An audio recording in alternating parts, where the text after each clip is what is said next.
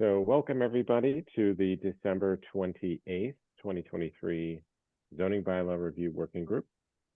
As you can see up on our agenda today, we are discussing the Town Meeting Planning Board articles for April. So we've got 7 to get through today. I do want to just clarify, these are just article numbers that I've assigned just in order of the Planning Board ones. No official article numbers have been assigned to date. So if anyone from the public is viewing this afterward, they're not specific to articles that would be on the warrant in terms of number, but they are available on the Planning Board's webpage. So if anyone has any questions on where they are, you can find them right on that webpage itself. So what we'll do is we'll go through definitions. We'll start off with that. That, as you can see up on the screen, encompasses 3 individual articles. Then we'll move over to the conversion of a dwelling use that the Planning Board was interested in modifying. We'll talk a little bit about Mr. Cod. Those are 2 articles. And then last but not least, the Senior Care Retirement District and the information that's included in that. So what I plan to do is basically start off explaining the definition item. And I figure what we can do is sort of just pause for any questions once I sort of finish the explanation. And we'll start from there. So as you can see, this is the actual article itself. This is the first of 3. Essentially, what this article is trying to accomplish is removing the section-specific definition from the general definition section. And you can see that we have, is that 1, 2, 3, 4, 5, 6 specific sections where definitions are included and only apply to those sections. So for example, the mixed residential and commercial overlay district, also known as Mr. Cod, that has specific definitions that only apply to that section. And so this article here is essentially saying, remove them from the general definitions area where they are now and place them into their specific section. And then they will live there from that point forward. I make the comment about that, Jed. I have some general comments going forward, but I don't like the use of the word delete.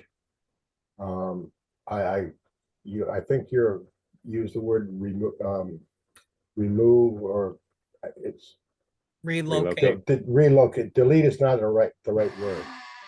Right. Somebody will say, well, we just got rid of them.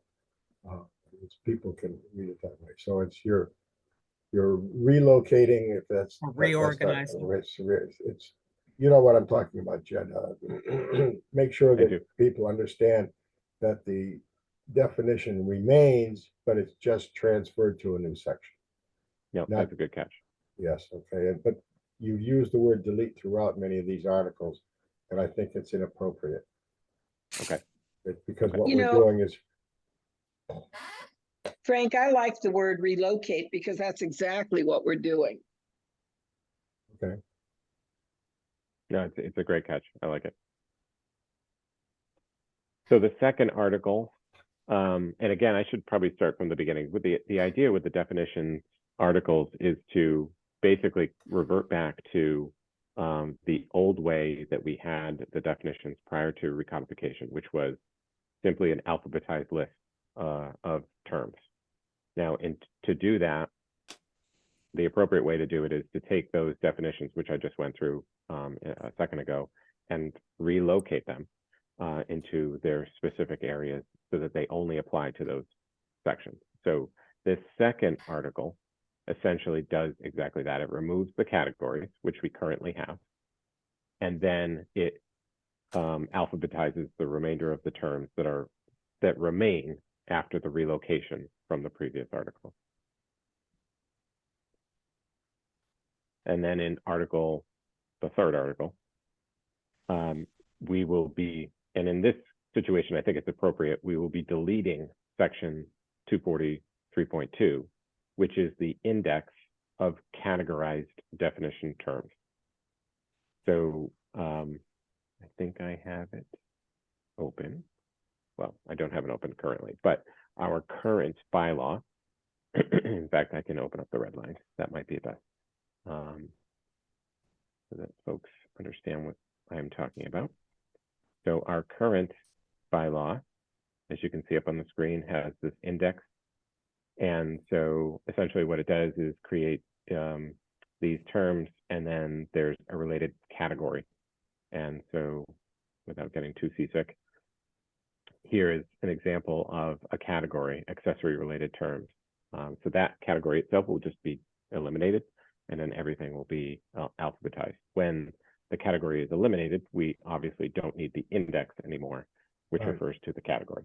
So That makes sense, but why are you renumbering the remaining sections? Is that necessary to do? right, so good catch. So 3.2 would be removed, And everything else stay the same? well, Just so say- the terms itself is currently 243.3.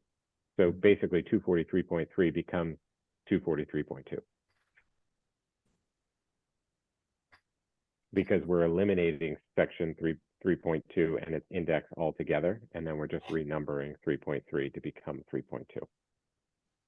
So, but if you wanted to stay consistent, unless you're not looking to, maybe you could just, leave the title there and say C 3.3 or something, rather than, driving yourself insane and giving yourself more homework Yeah, to do to yeah, I renumber think- everything, Just have a note.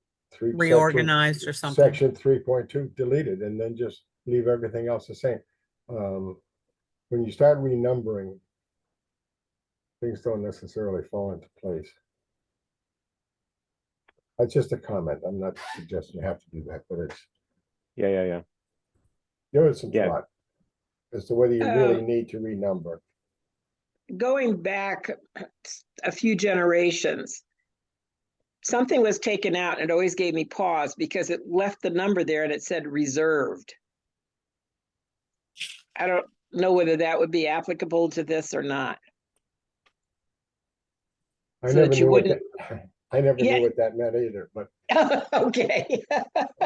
I finally figured out that something had to have been removed, but the number stayed there because it left it open for something to be put back in, like under definitions, if we wanted to do something else.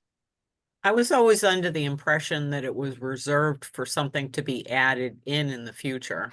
But Right. yeah, I guess either way, there's still nothing there, right? Mhm. right. So Yeah. what you're saying is it's kind of a toss up then. Yeah, I mean, I think when you are moving from bylaw iteration to bylaw iteration, when you start changing numbers, it makes it more difficult for someone in the future to track. Yeah, I guess This is Charlotte. May I take it? Hi, Charlotte. Are So you going to Jed, join us? The where Zoom meeting. the index It's on being right now. removed. say again, Bob. Sorry. So by removing the index of defined terms, I understand why, because you're doubling up on it. If somebody wanted to look up something specific but didn't know what subcategory it was under, how do they find it? Well, so it won't be in a subcategory anymore. That's the thing. They won't be in categories. So it'll just be an alphabetized list. Right, but didn't you suggest that if there was a definition that applied only to a specific topic, that it would only be located there? And I guess I have the same question, which is sometimes now we're looking for something within the bylaw and it's not where you would immediately expect to find it. So you have a little bit of playing Where's Waldo, right? So my thought was that if you have a definition that say only applies to a particular item, you could still leave the definition there, but you could say applicable only to whatever, right? So that someone could at least find it, as opposed to knowing that that term will be defined and then they have to guess where. And I think that was the plus of the index of defined terms, because you could look them up that way and it says what subcategory it was under, because if you go to 243.3 now, it does have them under subcategories. Correct. So You know, maybe you- we need to, eliminate the subcategories. Yes, Uh, that's the And just put everything just alphabetical. Yeah, correct. and that if something, like, for example, if you're not going to provide the definition where you have with everything else, I would still put the term there and then say see and direct the person to where it is. Yeah, So so, that- go ahead, sorry. No, go ahead. I just was thinking that might be more logical to help people find things. It was easier to find the definitions in the previous versions because it was just an alphabetical list. So if you had a question, you just went really quick, page right through it, found what you wanted, and then went to where you thought it was. Yep. And I think this actually makes it more complicated. It's a little easier to understand once you get into the subcategory, but other than that, if you were a layperson coming up to the street, you'd have to dig. Right, and Bob, to your point, that's exactly what we're trying to revert back to. It's just the alphabetized list. All right, so on 243.3, then you'll be just deleting all the subcategories and reorganizing? Correct.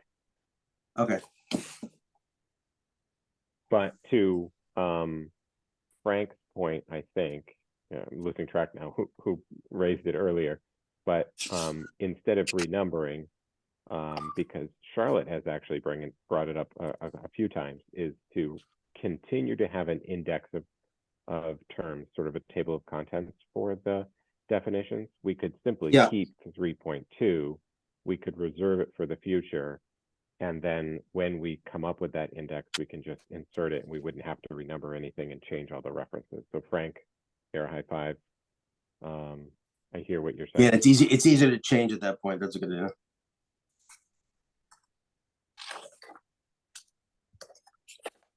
Anybody else? I can't see folks all that well. So if there's other comments, obviously just no need to raise your hand. Up on the screen, you have Article 3 definitions, but you're jumping over a few things, at least that I printed out.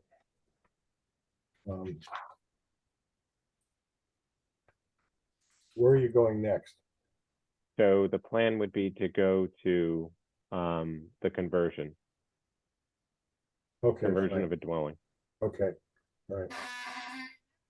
Everybody feel like we're done with our definition? So I did have a question for you. Are you all set with the mixed use development definition? Well, we'll get to that in a minute. Oh, you're So- doing that later. Okay. Yeah, right. Okay. All right. Sorry, I have that out of order. Okay. That's fine. Okay, so next item is the conversion of a dwelling use. That is a use that's allowed by special permit in the business district, in the public use district, or district, I should say, and the single residence district. The planning board identified, actually through the previous housing production plan, allowing or having some flexibility in that use. And so what the planning board wanted to do was essentially change the applicability of structures. So the original language in the bylaw basically didn't allow someone to convert their single family dwelling into multiple units if it were built post January 1, 1980. So anything before 1980, everyone could do, but everything afterward, they couldn't. And so obviously that limited the number of dwellings that were eligible for the conversion. In addition to that, there was some inconsistent language in each one of those use tables. And so that was basically the essence of this change. So I'll just go to the red line version and you can see that what we tried to do is, one, address the first item and essentially allow now through a special permit, which was the case before, any structure that's been in existence as of 10 years or at least 10 years prior to the application with the Zoning Board of Appeals. So again, shortening that little window and allowing more structures to be eligible for this potential conversion. Then, as you can see, adjusting some of the language and making it consistent throughout each one of the use tables. Now, I will say that in the single residence district use table, there's more text. And so we kept the red lines to just the elements that were consistent with the business district. So it's basically, was the dwelling in existence as of a certain date. There's no material changes unless approved by the Zoning Board of Appeals.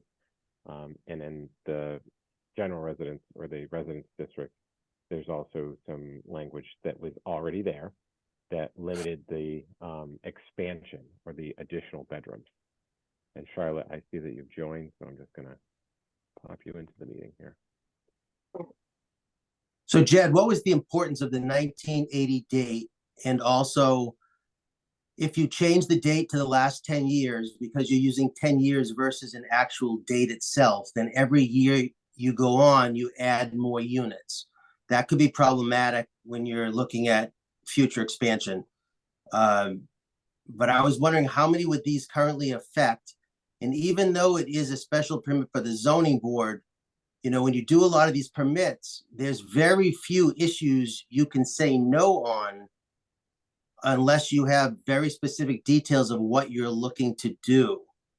And if you're changing them into multiple units, it looks like you took out, did you take out the actual bedrooms so you could add bedrooms?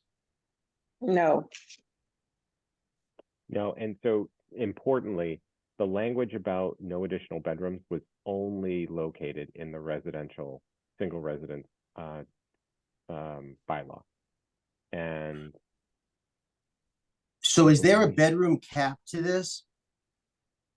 So the thinking for the board was allow the Board of Health to be the ones who decide the bedroom cap, because it will be a function of the septic system or the Title V system that they may have in place. So what happens if you, this is just to throw this out here, and it's way in the future, but just take this for example. Let's say 15 years down the road, we get an outfall pipe.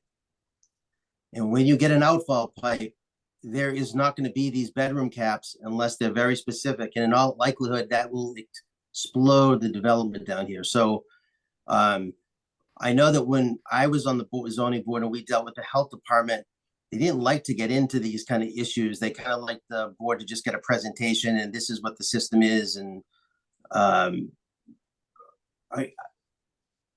going over this, I just want to make sure when the changes are done, they're not opening a lot of stuff up to interpretation where you can just add units.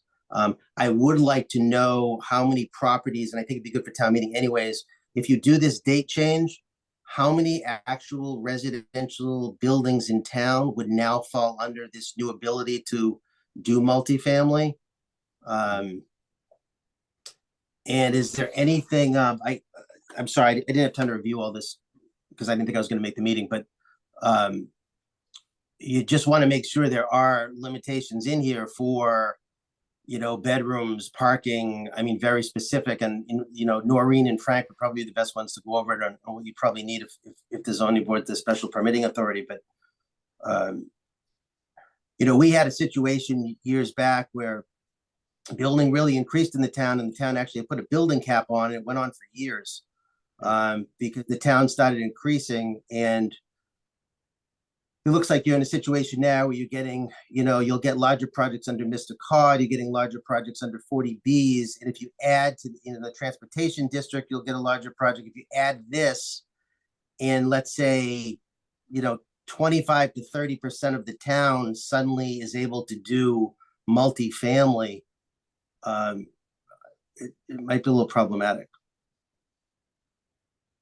Yeah, so just to answer your question directly, Bob, I don't have the numbers memorized, but I can certainly bring them back to the next working group meeting. That'd be great. Yeah. And then I can talk directly with, unless, you know, Frank and Noreen want to weigh in here at this point, but we can talk offline about either appropriate caps here for what you're describing. So I did look through, and I guess my first thought was that for conversion of a dwelling item number 1, you know, it's sufficient to have it say that the dwelling has been in existence for a minimum of 10 years. Because I think, you know, the as of the date of the special permit application is really superfluous, because, you know, what we're going to be looking at is that somebody will have to demonstrate that their home was constructed originally over 10 years ago, right? Mhm. So I think you could just delete that portion of the language and not lose the meaning. Okay. I guess the other thing I would say to you is that, you know, you have a single family residential district. And now, while someone can only construct a single family home, presumptively here, you're allowing all single family homes that are at least 10 years old to become duplexes. And so, of course, that's going to add to your housing opportunities, but it's just something to think about, because you know, I know there is some understanding by people in general that if they buy in a single family residential district, they're under the impression that that's the district that their house is in, right? So, I mean, I don't know how concerned people are or not about that, but just, you know, that was something that came to my mind. Yeah, I do think that is an important issue, Nora, and I also think it dovetails in with some of the comments that Rob was making. Jed, I'm just a little curious. Can you just give us all a kind of a brief history on these red lines and this proposal here? Just kind of walk us through that, because this is a fairly significant change. So what do you mean by history? So maybe I can start from the beginning. So it was identified in the housing production plan, our last one, that the conversion of a dwelling could be modified to essentially allow for additional opportunity. And so the original language, as I mentioned, it limited it based on a year, January 1st, 1980. So there was only just a certain number of structures that would be eligible. So the board felt that it was important to try to provide more flexibility here, or open up more opportunity. And so if I can zoom in, that might be helpful for folks who are watching. So the limiting factor, as I mentioned, this January 1st, 1988. Sorry, I just want to back with a quick pause there. When did the board express those feelings about when? Oh, it was this year. So it was just a few months ago. A few months ago? Okay. Yep. So this item was changed to allow for that smaller window of exclusion, I guess we'll call it, or a larger window of inclusion. And then there was, as you can see, there's some language here that limits the number of bedrooms. To Bob's point. This item here, there are no additional bedrooms above the number in existence as of the date of the special permit application. That was added in because there was language, I believe, located in the other general or the other residence district, which limited it. And then the other item. I apologize. I don't mean to keep interrupting, but I'm just trying to get a little bit more clarity on the general timeline, and then maybe we can dive into kind of the specifics of the red lines. The last housing production plan, that was how many years ago? Last one was approved in December of 18. Okay, and so you're saying approximately 3 months ago, so maybe September of 2023 is about when the board expressed this. Okay, and then what was the genesis of these red lines? How did they come about?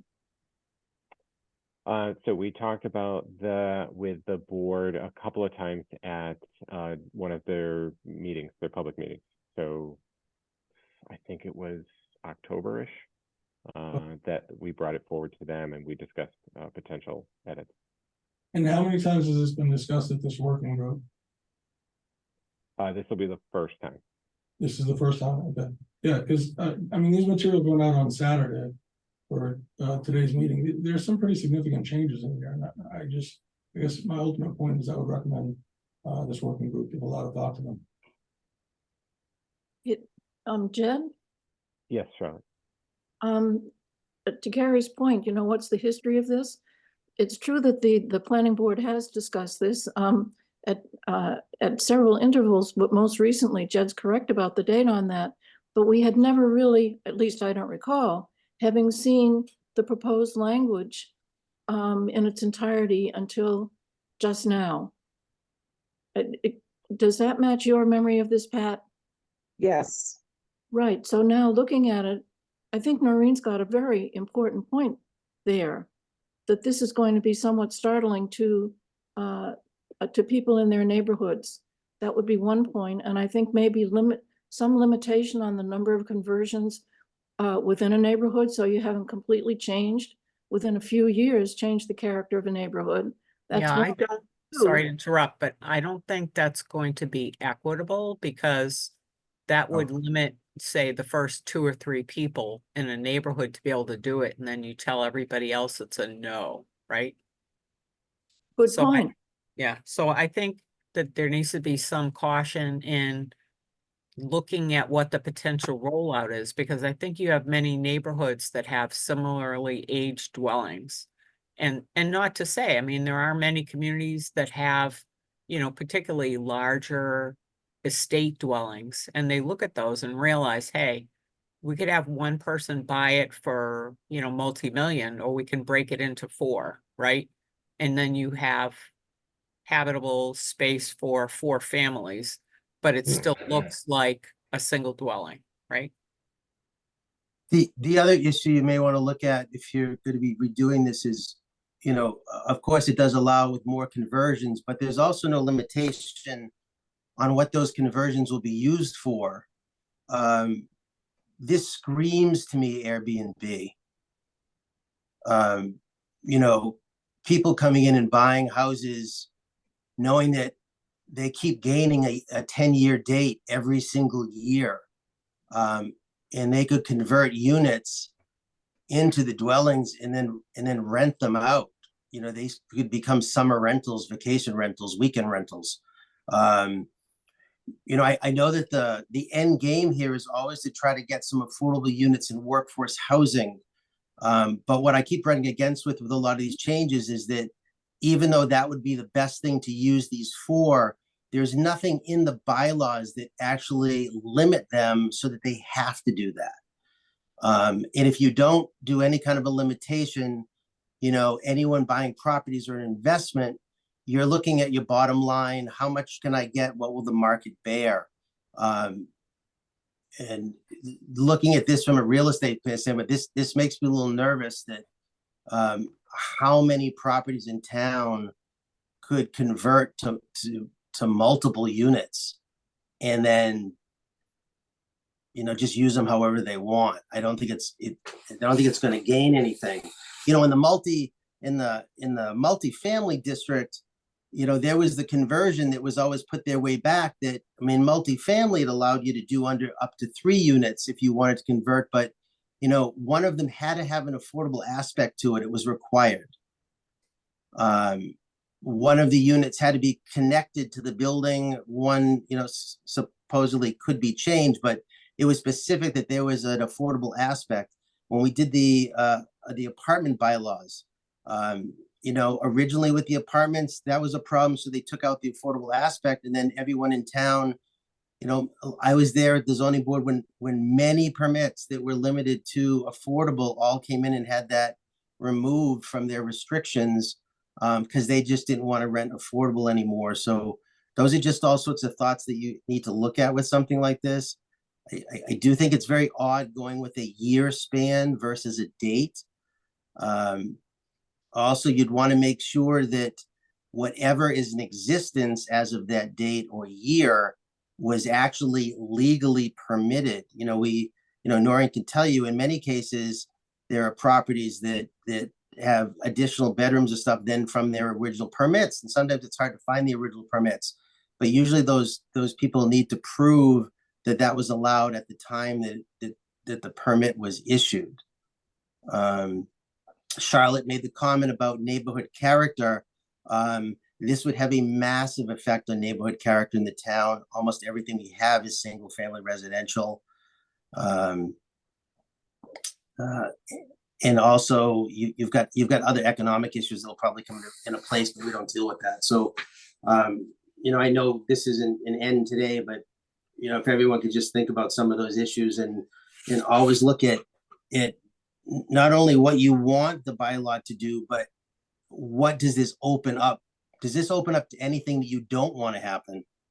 And if so, what kind of restrictions or changes do you have to do in the bylaw so that you keep it on a narrow that, you're looking at this, that you only want to create so many units. Well, how do we do that in a bylaw so that we have a limit cap? Or we want conversions to be able to have an affordable aspect, then maybe you put an affordable aspect back in again. Because I think that, neighborhood alone is just, I know what the zoning board used to go with just properties being raised because of velocity zones and flood zones. Are people worried about neighborhood character? If you have a house in an area in Mara Vista or some of these high dense neighborhoods, and suddenly every other home converts to 3 units, that's a massive impact on everything, on, sewer and usage and town services. And so it seems to be a very significant change. I think using years versus a date is problematic. I don't know what date you'd want to use, but I think that's one to definitely look at, because if you're creating a bylaw which every year creates more units to be included in it, and you have no cap, you could get into an overbuild. Those are good points. Yep, Charlotte, looks like. It would seem that the potential harms are greater than the potential advantages at this point. I wonder if we should withdraw consideration of changes for this bylaw for spring. It seems I really think there may not have been enough thought and conversation on the planning board's part to really bring it forward. Well, I think that's the public hearing process. So, I mean, I think you got to hear it out. And this is part of the process, which is great. These are all terrific points. And I think this is good that we hammer it all out. And if the board feels like before the warrant closes, that they want to withdraw it, they certainly can. So I haven't seen the meeting. So on the, back to the 10 years period. So how did that come up? Was that actually a discussion with the board that they felt that was a specific date? And what was their reasoning behind using a year's timeline versus a date timeline?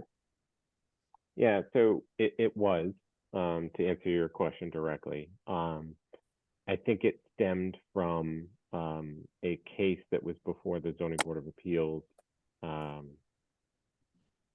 I want to say this year, where there was an issue with a number of bedrooms and documenting the number of bedrooms that were pre-1980 or in existence as of 1980. And so there was some discussion about, well, I mean, are there limitations there, right? If you can't prove it, well, then what was there? So then the thinking was, well, let's talk about, or at least explore the idea of, to this body's or to this group's discussion, let's open it up to more opportunity. And perhaps, what I'm hearing here is that perhaps the pendulum swung a little too far. And maybe so the changes here though were based on an actual project application, a specific application? Not necessarily based on, but were guided by that confusion. I think it was more a case of let's try this out and see. And I want to go back to, rather than going forward with public hearing further beyond this subgroup, bring it back to the planning board so we could have a more complete conversation on it. My memory is that one member in particular was very interested in making this change, and really generated the enthusiasm to say, well, you know, draft some language, let's see what it looks like. I don't think the planning board really had that opportunity to see what this looks like and consider its potential, particularly in view of the short-term rental problem that Rod is bringing up. It's just, I'd rather see us drop this. There's too many holes in it. Pat, what do you think? I agree with Charlotte. I think that you probably haven't had enough time to discuss it and go over what issues are, and it seems to be a rush for something that's such a significant change for this spring. I'd like to back off just a little bit on this because I need to have an understanding. Is there, and then I'll continue. Is there any objection to the business? Excuse me, the conversion in business districts? Because unless I was not hearing right, I was not getting any objection except you can cut it off as a minimum of 10 years. The remainder of that sentence. I was not hearing any objection to whatever might be in business districts. Is that correct or not correct? So I have the same issue with the years date. I think January 1st of 1980 was put in there for a specific reason. So that's the first thing that Jed can find out why and what was the reasoning behind it. The other thing is I think that putting in a year's time frame versus a date specific is problematic in any district in town, because every year, if something else is built or zoned for it, you gain more more buildings again. There's no caps. So with a date specific, you're locked into a cap, and that's what we were locked in now. And I had seen some of these in January 1980, and zoning board just, when I was on it, didn't have a lot of issues with these when they came up. They went by, they said, we comply, we meet the 1980 date. I don't remember anyone coming to us and saying, look, we have a problem, we don't meet the 1980 date, but this is a project we'd like to do, and we would consider, how does this happen? How does the change go about? But normally when that happens, that's usually an applicant-driven aspect where somebody comes to the board and says, look, I have specifically had a problem, and makes a presentation and says why, versus just saying that, well, we think there was an issue with the project, so we want to change, the bylaw in general. Have you had many people that have come that anyone's aware of that have had an issue with the 1980 date, that have said that we want to do something we can't? Or is this just being based on the fact that applications happen all over? There was an application at one point for one project, and either somebody participated or didn't, or just knew about the project and had the idea, well, maybe we should look at this in general. Zoning changes based on project specific is just not smart planning. A lot of these. What the planning board was told when we were discussing this, and what I believe we all believe, is that the 1980 date was selected because of a particular problem. The big houses around the green downtown were falling into disrepair and needed to be repurposed in some way.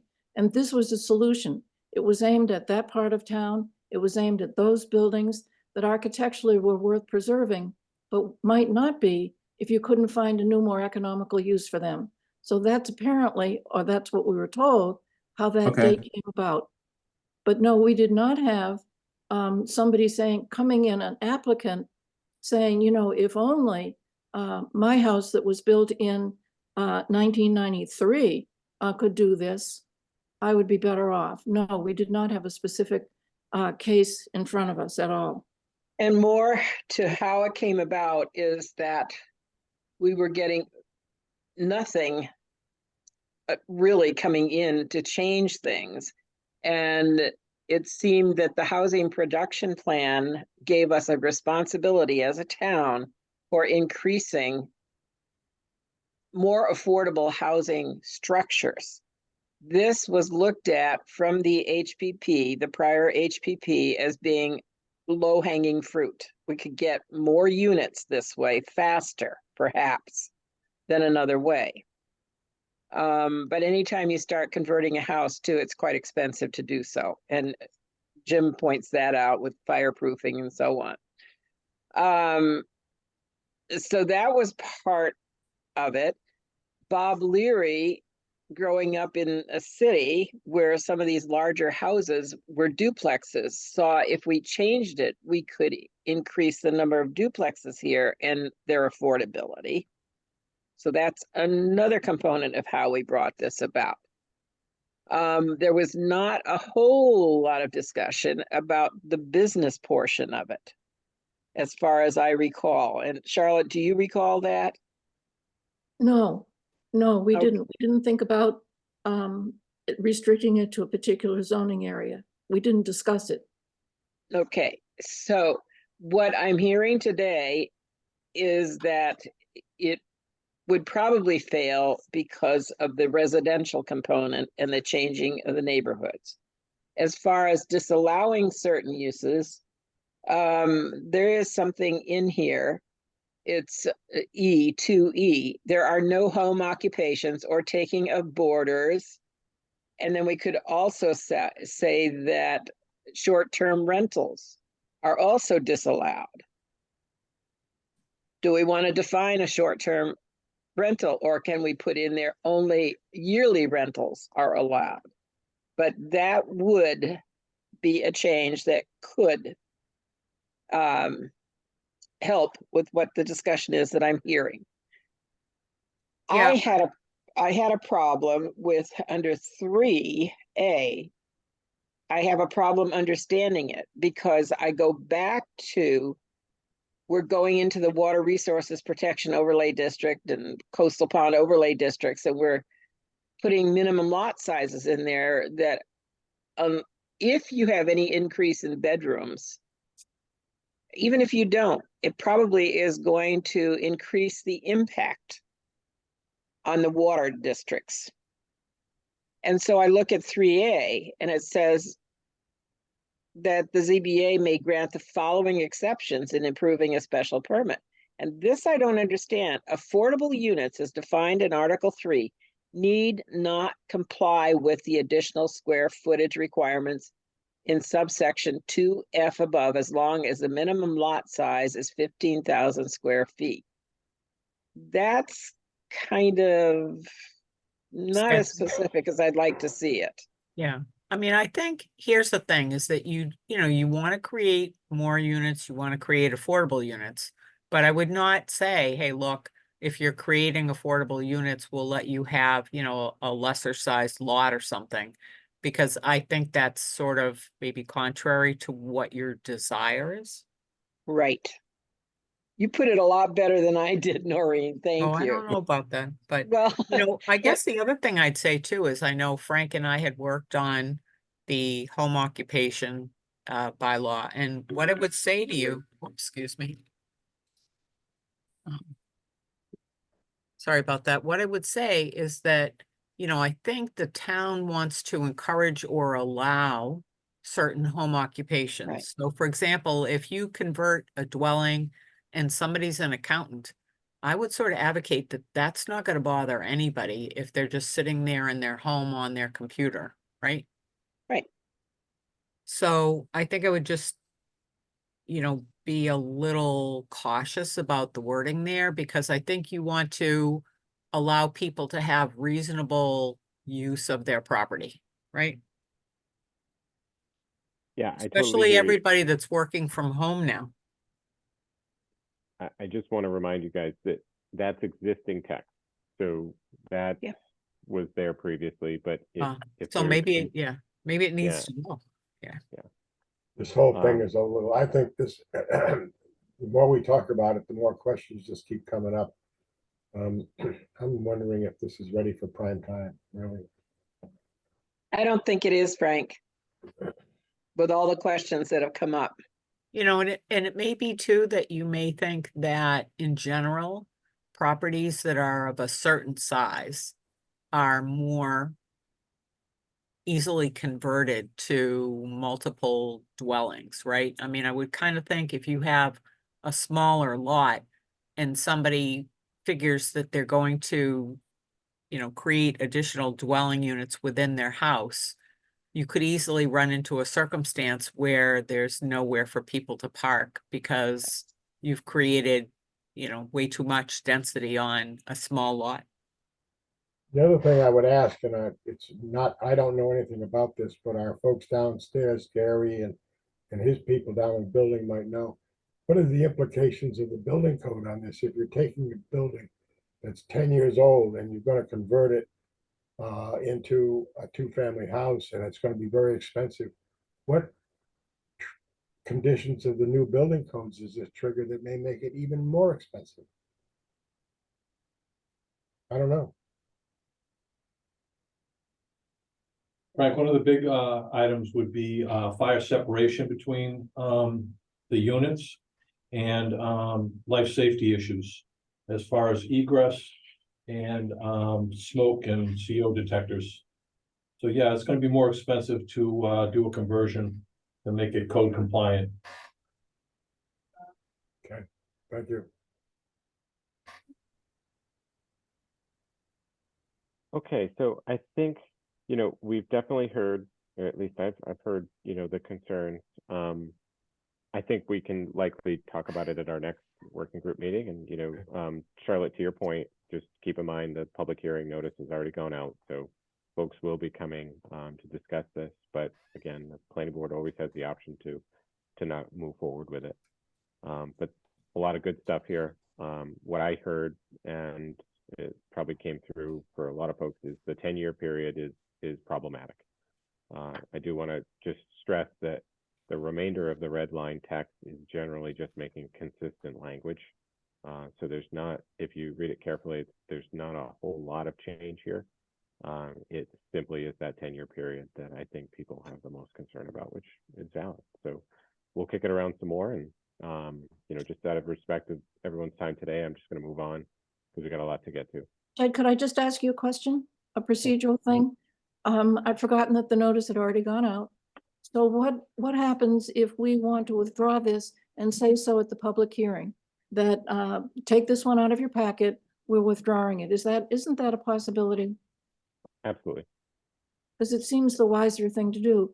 I think we might have a consensus here among us in the subgroup that we really want to drop it for now. Not drop it, but not bring it forward now.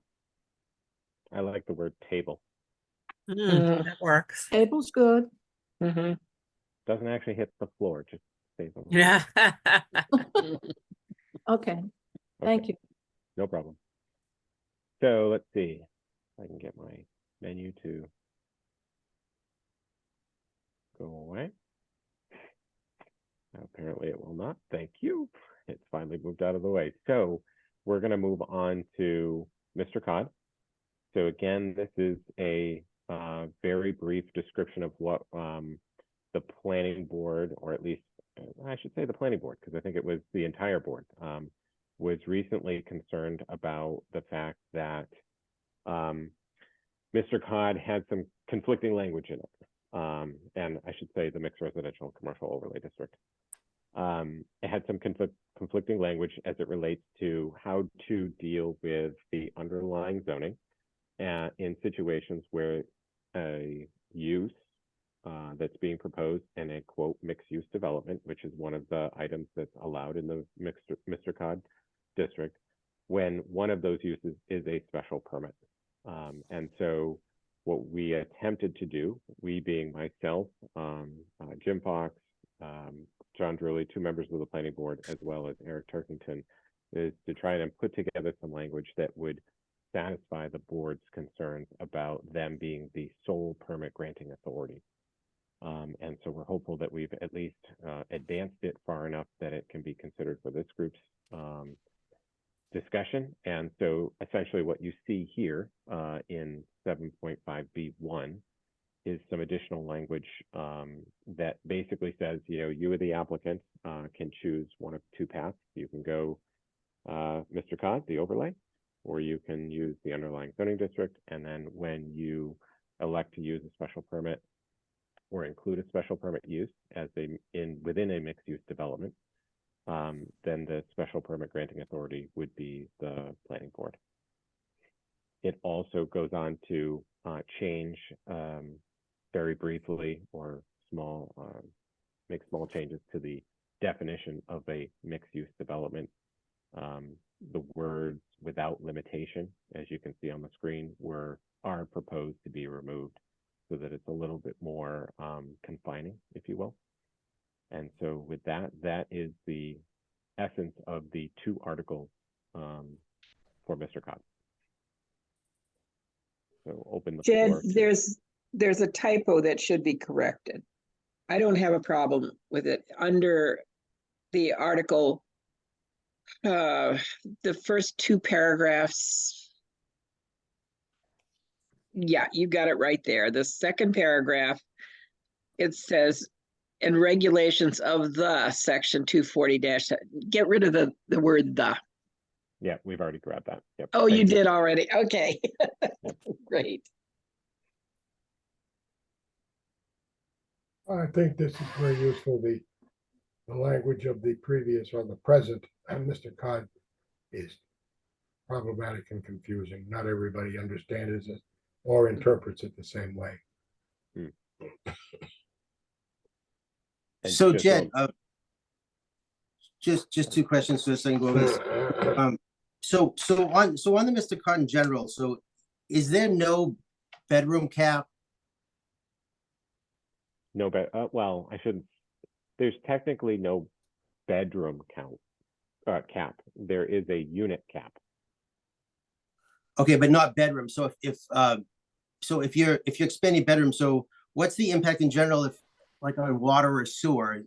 Has there been any studies done, or if there's no bedroom cap at all, but there's only a unit cap and it's the bedrooms that affect water and sewer, how does that come to play? Yeah, so it's a great question. So we've tried to do that analysis. The challenge with that analysis is that when you get to a build out, you're essentially guessing what a future development would include for a bedroom mix. And it starts to get to a place where, I mean, with lack of a better term, you're essentially just guessing. We have done the calculations to assume that, let's say a particular development does 20 units per acre and they do all 3 bedrooms. We've done that analysis and we've given that information to the wastewater division. But I mean, again, that's just assuming that your entire development has 3 bedrooms in each. So when they do that, do they base it on any kind of a sewer study on what, maximum impact is for maximum bedroom count? Or, I mean, are there studies or anything that were submitted based on that, so that you don't have a situation where you've got, some kind of a huge bedroom increase and now you've got a impact issue?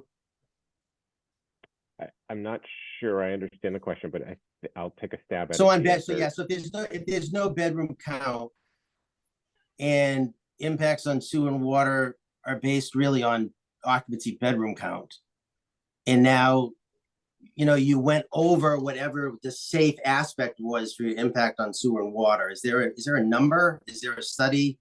Is there something that shows a number that, so in a development, you don't go over a certain amount of bedrooms? Or because if you're only limited to the unit number wouldn't help on your impact on sewer. It would be the bedroom count. Right. So essentially the way it works is anyone within the Mr. Cod district who wants to increase the flow has to go through the flow neutral bylaw process. And they work with the wastewater division to determine exactly what their future flow is going to include. And it would be based on bedrooms for residential.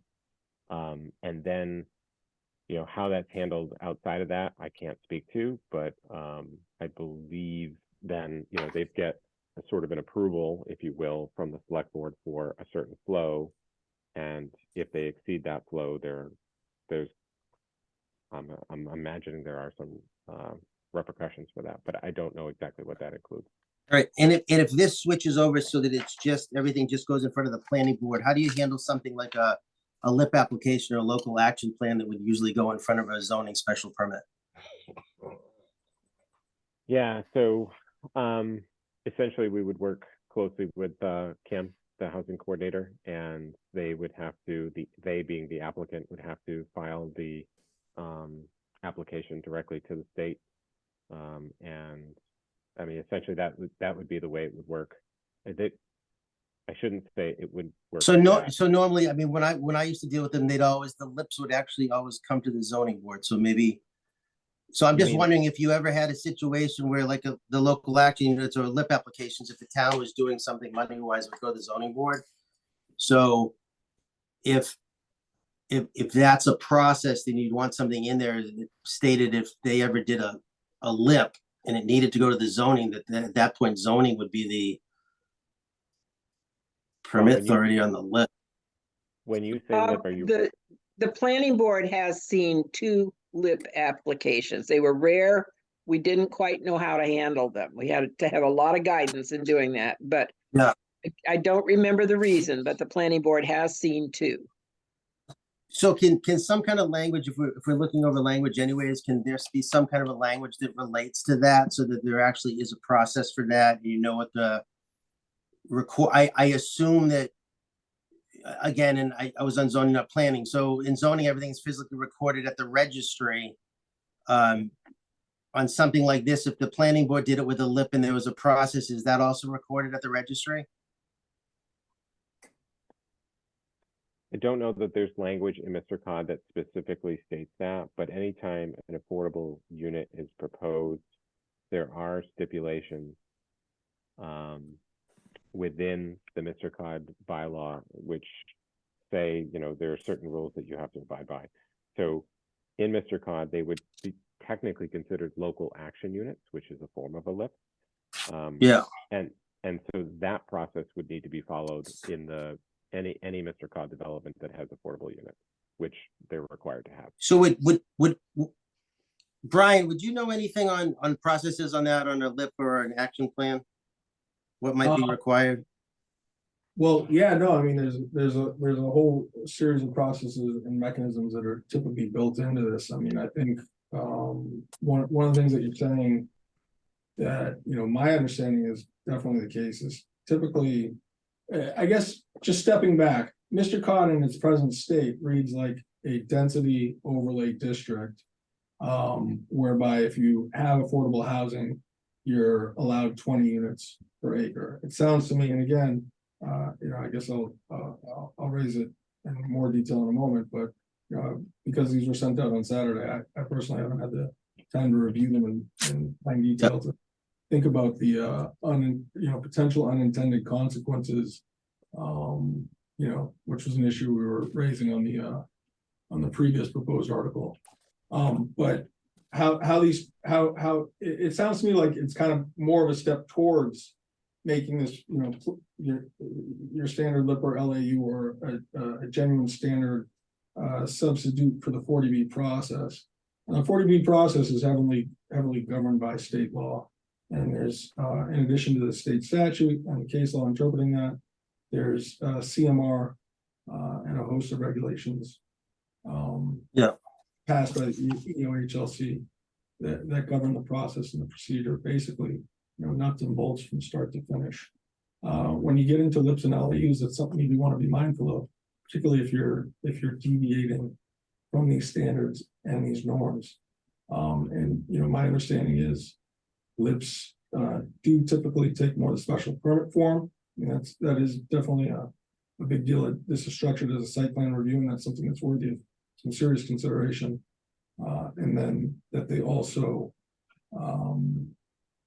you know, are typically handled by zoning boards, because zoning boards zoning boards by state statute handle the 40B process. It's called the comprehensive permit. Everything goes through the zoning board. They're equipped and more accustomed to handling that kind of a process. And one of the most important factors that they rely upon through that process is referrals from town officials and local boards. And that's what they analyze, that's what they gather, and that's what they look at. So that's another thing to think about.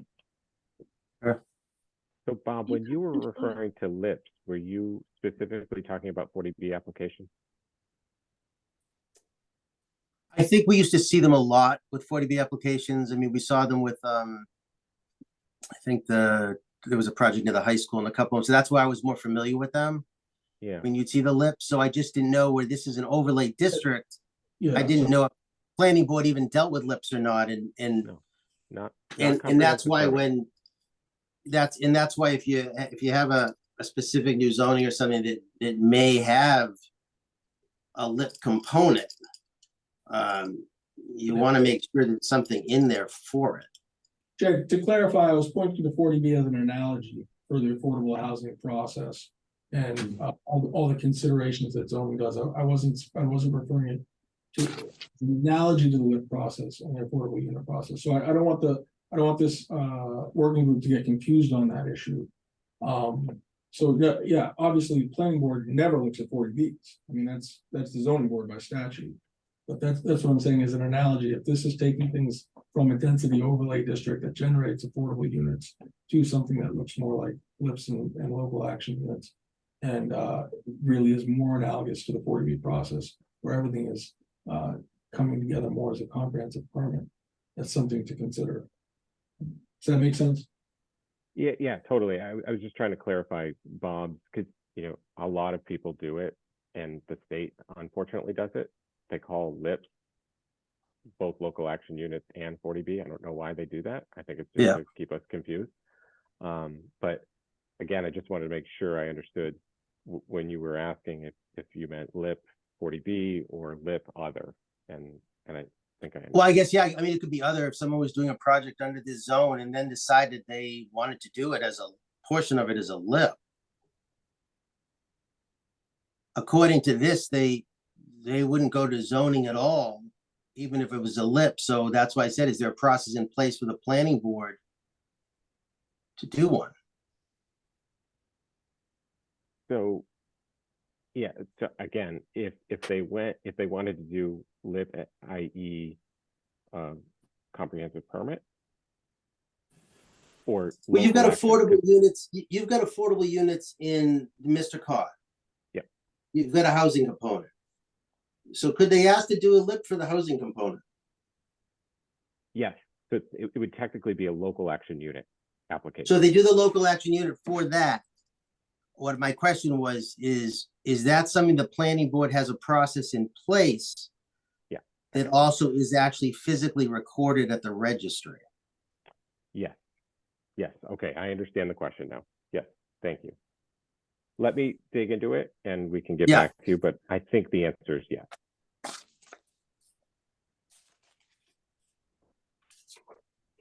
And then my only other question, Jed, and I don't know if there was an answer to it, is that, again, regarding that no bedroom cap and you're basing things on units. How does units versus bedrooms have impact on, sewer and water impacts? And how is that regulated at all? Because if you can't regulate it, that's also going to be problematic. So if that's something that can be looked at now, maybe you could find out, I don't know if Amy would have, if there's been any studies on sewer regarding bedroom caps on impacts to sewer and water. Even based on what the town has, what studies were reviewed so that you have a zoning district that actually has no bedroom cap, only unit caps. Okay. Thank you. Jed, just a thought off the cuff too. One thing that may be beneficial as well is to, have just a consolidated quick list of all the things that we're referring to that would be special permits that would ordinarily be under the zoning board's authority that would then come under the planning board's authority, because that also seems like a bit of a head scratcher to me. It's a little perplexing. Again, if it's I think it's a big change that has potential unintended consequences. And then, last recommendation is I would seriously think about mechanisms like referrals, and understanding, making informed decisions based on input from town officials and town boards. Yeah, so just for clarity's sake, the site plan review process is already baked in, a referral process is already baked into that. But I hear what you're saying, and I think we can probably quickly. To comply, but you're combining it with special permit granting authority now as a site plan review process. That's a very different animal from a standard site plan review process. Right. in terms of referral. Well, so I think if you're a special permit granting authority and you're granting a special permit, that goes from site plan review into a special permit process, right? So your process would expand to comply with those requirements. Well, I think you're raising an excellent question, or in that I don't think is stipulated in necessarily in these red lines is, what does that look like? Does it consist of two separate applications? Is it one application? And if so, does the Mr. Cod component of it become a special permit versus a site plan review? Very good. Thank you.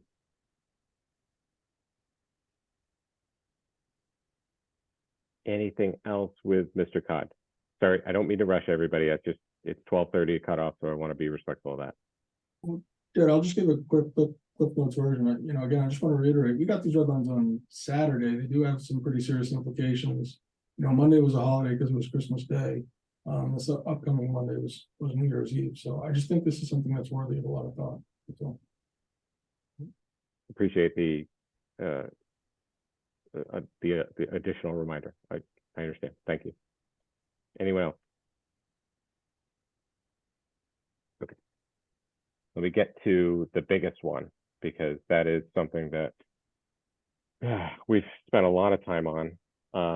For those of you who, in fact, I think we covered this at the last group meeting, so I won't go through it, but essentially we have a developer who's interested and who's presented their proposal to the planning board at 0 Nathan Ellis Highway. So it's the location at the southeast quadrant of the 28 and 151 interchange. So it's that piece of land up there that essentially has remained undeveloped for a period of time. So to sort of encapsulate all of what they're proposing to do, they were initially interested in simply just using the bylaw in itself to develop a senior care retirement community, which is an allowed use via special permit by the planning board up at that location. Based on some initial conversations with town, myself and assistant town manager, the idea of workforce housing was included in the mix, and the request was made to the applicant of, hey, do you think that you could try to make something work up there? And so following a lot of work, Brian and myself working with them closely on some potential red lines, you see the red lines here. And so I'll try to go through them as quickly as I can and try to explain them. And, if there's any questions, obviously we're here to answer them. So the first and foremost, or the beginning here, is the idea of expanding the district itself to include workforce housing. And so you can see that title change. So it would now be considered the Senior Care Retirement and Workforce Housing District. In doing so, sort of skipping down to the use table, they had to include a sub-district to allow for that workforce housing, because there were restrictions on what can be included within the Senior Care Retirement District itself. So they're essentially adding this new sub-district, adding this new use of workforce housing.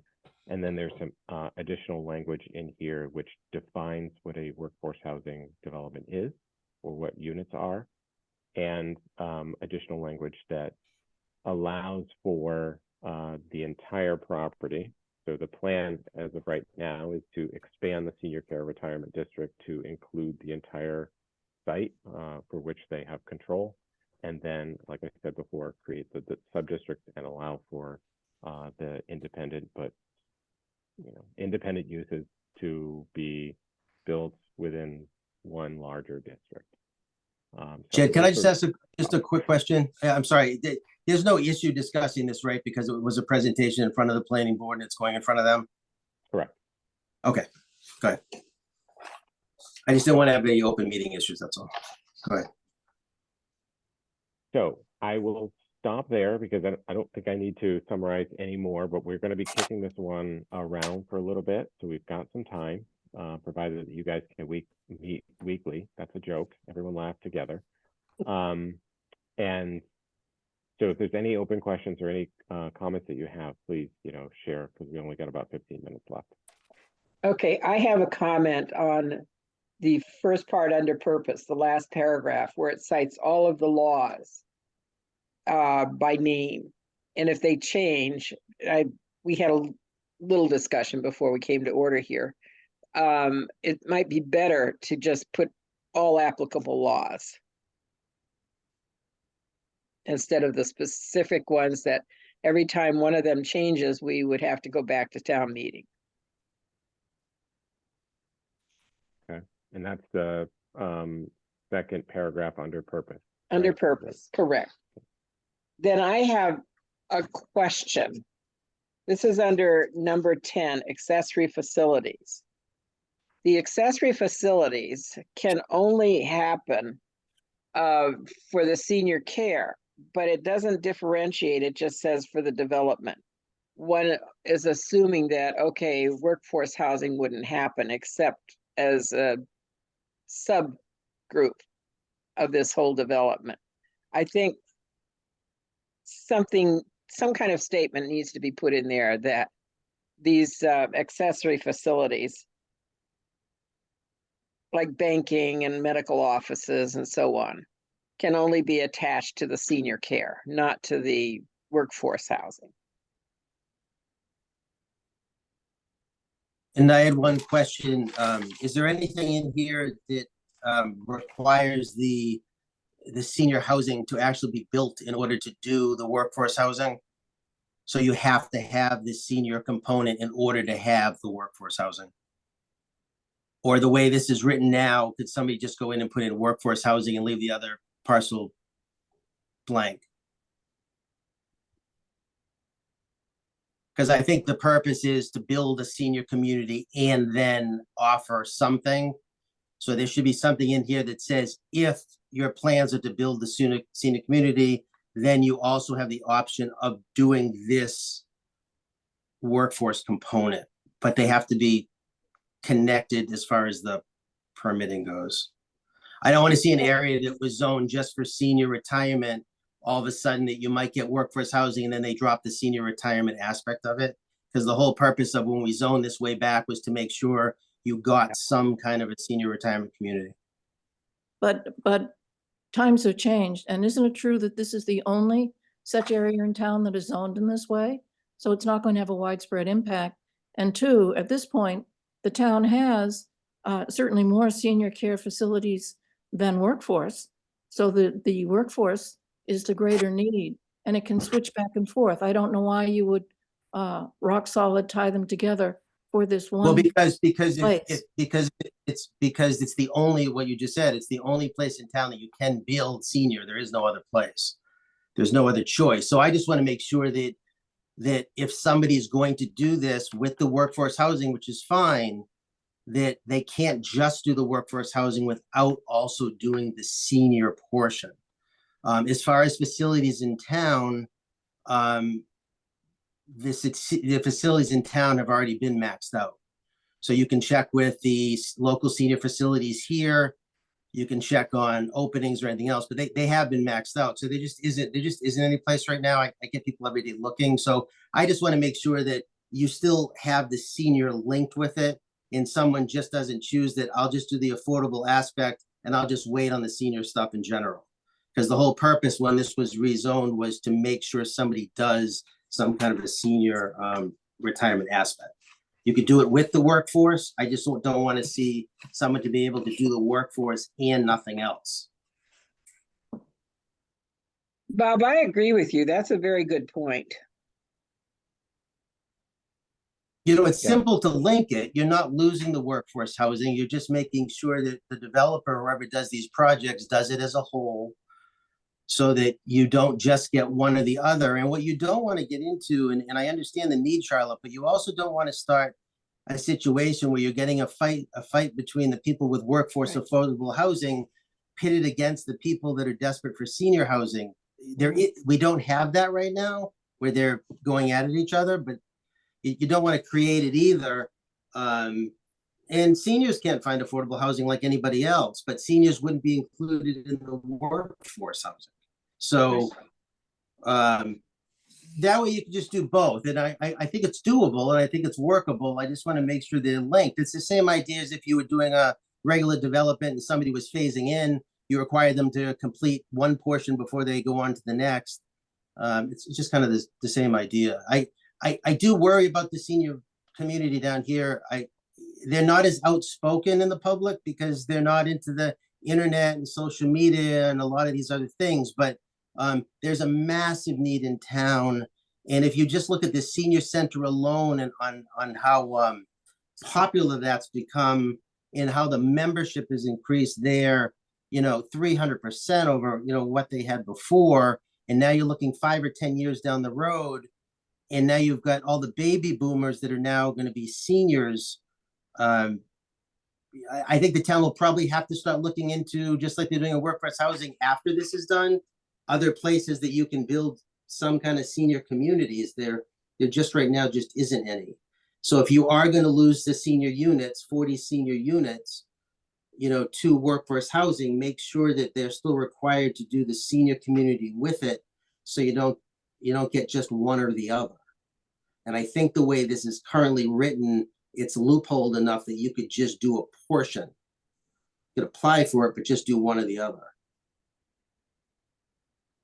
Yeah, I think a simple sentence could probably bring clarity to that, and I don't think that it would be too problematic, for potential projects there. Jed, I didn't know if you wanted to raise that kind of discussion we had about the waiver side of things, or would you like me to? I'm happy to have you raise it if you want, but. No, it's a good point. Thank you. So I'm just going to zoom in here, so hopefully everybody can see this. So because it's on 2 pages, we could be going back and forth a little bit. So the dimensional compliance section is new, as you can see, and it was added because some of the text just sort of didn't make sense, put all in where it was, so we started to condense it a little.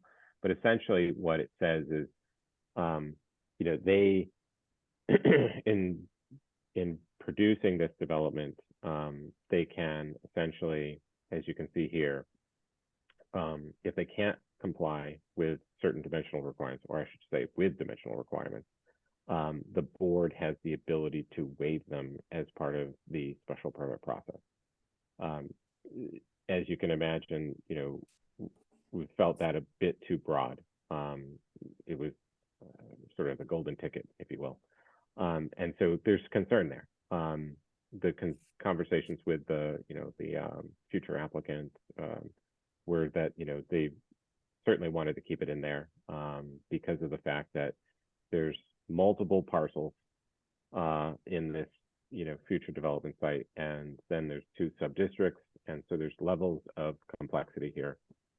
And the concern is, not being able to comply with certain setback requirements if they can't combine parcels together and create one larger lot. But my concern here is that it's essentially a very broad statement that just allows for waivers of dimensional requirements via special permit, and it doesn't specifically say what dimensional requirements would be waived. So still concerned by it, and so wanted to raise it for the group, see what your thoughts were. Yeah, I had written myself a note about that because I was, wondering if you meant height or setback or that type of thing. And I am familiar with another community where they were looking at a larger development. And what they would do is, perhaps similar to what you do with like a planned unit development type of thing, is that you may have exterior or perimeter setbacks that you maintain, right? So that would be from the street, from the sides, and that the interior setbacks, you would allow more flexibility, similar to what you would do with a cluster development.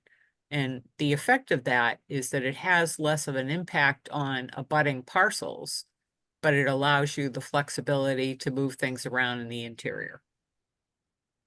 Yeah, Noreen, I think that was a lot of and Jed, obviously you don't mind me commenting and discussing some of this in greater detail later. So I think that was a lot of the concern and discussion Jed had about that, particularly because it raises concern for abutters. So it's just kind of the realities of the perimeter. The other backdrop is we don't know what well, one is oftentimes when you have these kind of waivers, they do have criteria. And sometimes they can be very specific about like what can be waived, what can't be waived, what waiver is dependent on, and similar such things. Or you'll have kind of a broad brush wording that talks about how waivers are granted in very limited circumstances, et cetera, et cetera. Rationale behind that is just 20 years down the line. We don't know what projects are going to go through or definitively happen on this site. And B, we don't know what the composition of a board may look like in 20 to 25 years and how much due diligence they may do and how thoughtful they may do. So those are just things that you might consider balancing. The more specific point that I wanted to reference that I just have a little concern with from a legal perspective, and I definitely think it's worth mentioning, is the reference in there, Jed, I can't see if it's in this version or not, apologies, to Article 12. Is that in this? Yes, it is. I'll get there. Yeah. So the reason why I'm concerned about that is Article 12 is the special permit criteria that's general, and it applies to all special permits, including ones that are in the bylaw that have specific criteria. So when the zoning board or whichever board is looking at the special permits, they look at both the general special permit criteria in Article 12 as well as the specific special permit criteria. And that's just implied. It's just what you do. My concern with specifically referencing that as a limitation in here is that it opens up a can of worms and a host of creative arguments for other attorneys outside of any pending projects, just in general, in perpetuity, about when and whether you apply Article 12 across the board. So I would highly recommend striking that reference here, coming up with some other example or limitation on the waiver. Whether it's a phrase that just limits waivers in general or more itemized criteria. But I certainly wouldn't reference Article 12 here. It's just going to create confusion throughout the code on so many different applications. So I think the issue with 12 is that any reference to special permits sends you there. So I would kind of suggest that whether it's in the bylaw or not, someone's going to point it out. Yes, and that's exactly my point, is putting it in here creates the ambiguity as to whether or not it applies across the board. Right? The implication in the way our bylaw reads and the way it's administered and applied by town officials and boards is that if you're doing a special permit, Article 12 still applies. So you should need to reference it. If not, then you got to go to every other section of the code where there's a special permit and reference it there. And even within this, these red lines, you have to make it clear that Article 12 still applies to everything else, not just this waiver provision of this particular bylaw, right? It applies to the entire SCRD and workforce housing subdistrict, right? Which that's not clear from this. So it just creates a lot of problems for the code as a whole. I mean, I feel very strongly about this, and I highly, highly recommend that we strike it. Thank you, Brian.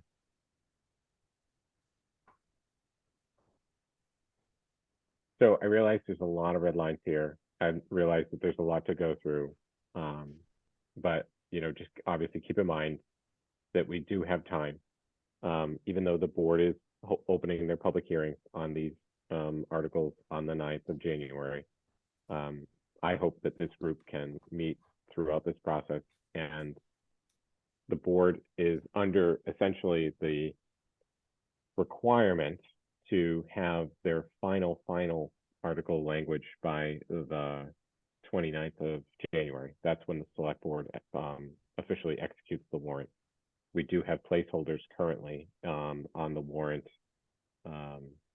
with these articles by the 12th. So we've already met our first deadline. So with that, unless there's anything other pressing information on senior care, I want to move on to just the future meeting, and then we can adjourn for today. Anyone else have anything big on senior care? I have a bunch of notes, but I'm assuming we're coming back, so I will hold my peace. Okay. So future meeting. I would recommend the 10th of January. And I wonder if anyone has any objections to that date. And it would be, this time, 11 o'clock, Zoom. That's fine for me. January. Yeah, we can do that. Jed, I'm going to be out of town from January 9th to 17th.